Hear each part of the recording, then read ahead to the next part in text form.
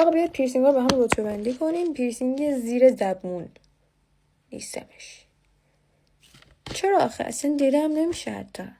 بعد احساس میکنی همه چیزی تو دهنته. بذارمش 6. پیرسینگ گوش، پیرسینگ زیاد. اینو من خوشم میاد که سلیقه‌ایه من هستم. پیرسینگ ترقوه اگزوکویوزوما.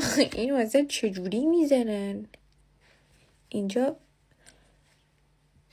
چرا اصلا؟ نو بینی چی بوده به نظرم بامزدست. 4. یس، این واقعا مورد علاقه منه، مخصوصا وقتی آدم لباس کوتاه باشه پیرسینگ اینا خیلی خوشگل میشه. پیرسینگ بینی هم بامزدست هستم. بعدی زبون.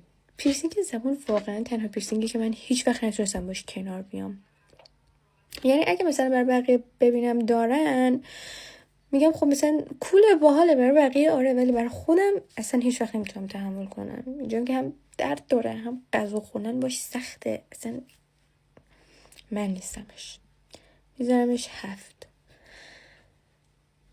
بالای لبم زیاد خوشم نمیاد. کلا من پیرسینگ توی صورت رو به شخص دوست ندارم خیلی، فقط بینی برام یکم قابل تحمله، ولی کلا صورت رو نیستم. میذارمش 5.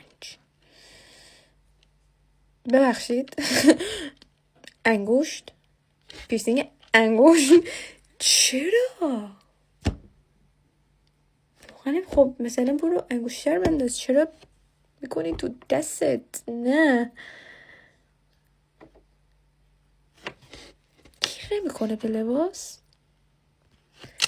این آخری واقعا عجیب بود.